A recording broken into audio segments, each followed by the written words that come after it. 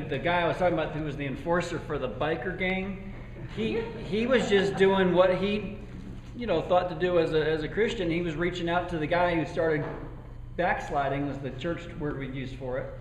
And so he called him up and said, why aren't you in church one Sunday? You need to get your blank here.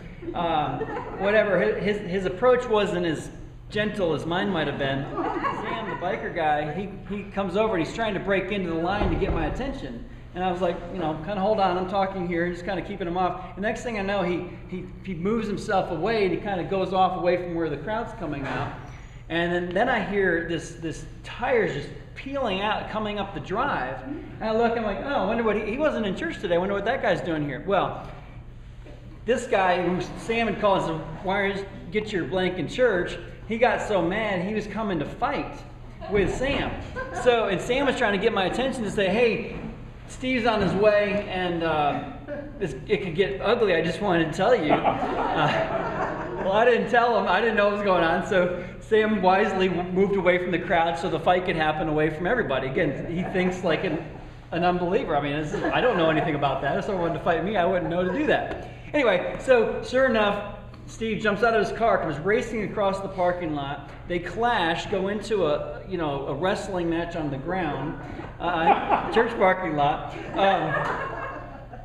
I run over there, and you're thinking in my spiritual wisdom should have said, in the name of Jesus, cast out demons or something. I don't know, something spiritual. I'm just like, get off him, stop it, And this other guy who's also a former biker dude, he's got his boot right in the face of the guy who started the fight. He's like, get off him, I'm going to kick your face in. And it's just like, no, this is all going wrong. Anyway, so I said, stop him. I was like, no, don't do this. I said, get up. So anyway, he gets up, and then I think it's all calm. Steve's going to leave.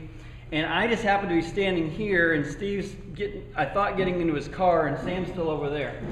And next thing I know, Steve just jumps back out of his car and starts tearing towards Sam for the second round. I didn't even think. I just was the closest. I rushed over. I grabbed Steve by the neck and just take him to the ground. No, this is a sweet moment. Where I'm holding him in a headlock, and he's not fighting me because he respects me as his pastor and friend. But he's like, let me go, let me go, let me go. And all I could say was, I love you too much to let you go. I love you too much to let you go. It just came out of my mouth, and as I'm thinking, that's kind of like Jesus, I mean, I love you too much. If I let you go, something worse is going to happen. I had him in a death hole, and and then finally got broken up, and he left. And it was not boring. Not boring. The best part of the story, and then I'm gonna get back to the content here. The best part of the story, this is New Testament stuff. The very next Sunday, remember, if you do contemporary worship, when you start the service, there's like 3 people there, and then I turn around and I'm singing and worshiping, and then the rest of the congregation joins in.